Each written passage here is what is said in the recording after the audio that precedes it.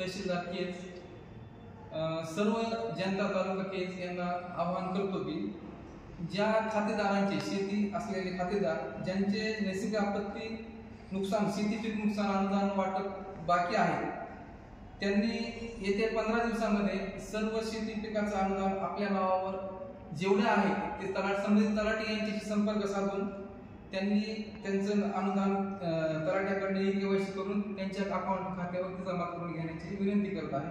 यामध्ये 20 जून 2023 जो शासन निर्णय आहे त्याच्यामध्ये एकूण 1764 शेतकरी संख्या पेंडिंगची आहे। त्याच्यामध्ये रक्कम आहे 63,43,86,86 रुपये। त्याच्यानंतर शासन निर्णय आहे 17 मे 2023, याच्यामध्ये 27 शेतकरी पेंडिंगचे आहेत। त्याच्यामध्ये 1,48,650 रुपये बाकी आहेत अजून देणं। त्याच्यानंतर शासन निर्णय 2022 याच्यामध्ये 197 शेतकरी संख्या ही केवायसी पेंडिंगची आहे। त्याच्यामध्ये 17,51,986 असे एकूण 1,988 शेतकरी आपल्या तालुक्यामध्ये अजूनही केवायसी पेंडिंगची असल्यामुळे त्यांच्या बँक अकाउंटवरती सदरील रक्कम जमा होण्यासाठी विलंब होत आहे। त्यांनी ई केवायसी जर केली तर तात्काळ सदरील रक्कम त्यांच्या अकाउंटवरती त्यांच्या बँकेच्या खात्यावरती जमा होईल।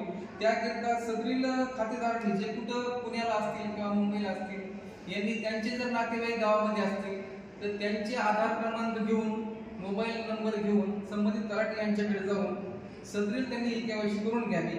त्याच्यानंतर ती जी रक्कम आहे ती संबंधित जो शेतकरी खातेदार आहे त्याच्याच खात्यावरती जमा होईल। त्याच्यानंतर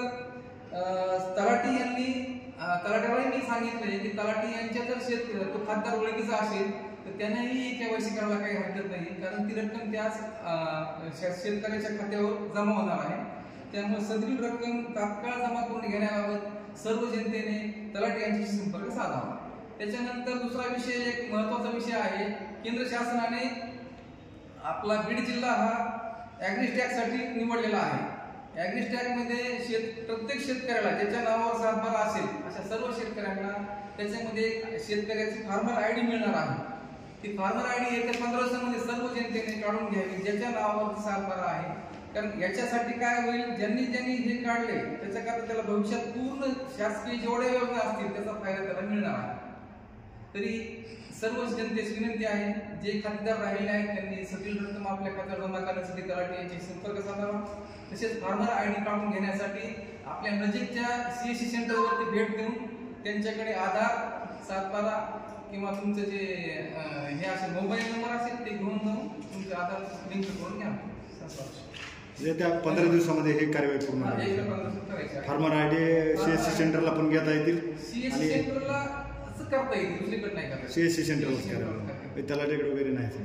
सीएससी सेंटरकडे आपली माहिती काही आवश्यकता नाही। सीएससी सेंटरला गेल्याच्या नंतर तुमचं तिथे फक्त बँक आधार नंबर टाकला तुमच्या खात्यावर जेवढं क्षेत्र आहे ते दाखवा, तुमचा फोटो आणि त्याला ते त्यानंतर किती दिवसांना मिळू शकते नंतर फार्मर आयडी त्याला दुसऱ्या दिवशी लगेच सकाळी पोस्ट नाही येणार का काय कसं लगेच त्याला कार्ड आहे आपलं, जसं पॅन कार्ड आहे किंवा आधार कार्ड आहे त्याप्रमाणे शेतकऱ्याला कार्ड मिळणार आणि त्याच्यामुळे त्याचा शेतकऱ्याला पूर्ण फायदा, इथून पुढे त्याचे सर्व जेवढे फायदे आहेत बँकेचे तुमचं कर्ज असेल पीक कर्ज असेल किंवा कुठलंही त्याचं काम असेल तर ते त्याच्यामुळे होणार।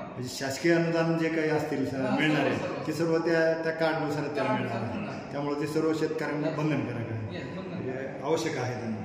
आणि केज तालुक्यातल्या 1988 शेतकऱ्यांचं हे काम बाकी आहे आता अनुदानाचं आहे। वाटप सद्यस्थितीमध्ये ई केवायसी पूर्ण केल्यामुळे 1988 शेतकरी आणि 82,43,722 रुपये एवढी रक्कम आपल्या 83,722 रुपये अद्यापर्यंत रक्कम आपल्याकडे जमा आहे, खात्यावरती इथं जमा आहे आपल्या। ते 15 दिवसामध्ये शेतकऱ्यांनी पूर्ण करून घ्यायचे ते त्यांनी किंवा त्यांच्या नातेवाईकांनी। आणि जे मयत आहेत त्यांच्या वारसांनी तलाठ्याकडे जाऊन वारसाचं प्रमाणपत्र देऊन आधी त्यांची तक्रार नोंदवायची सीएससी सेंटरवर, सीएससी सेंटर तक्रार नोंदवून ते तलाठ्याकडे वर्ग करेल, त्याच्यानंतर त्यांचे पेमेंट त्यांच्या खात्यावरती जमा होईल वारसाचे। ठीक आहे।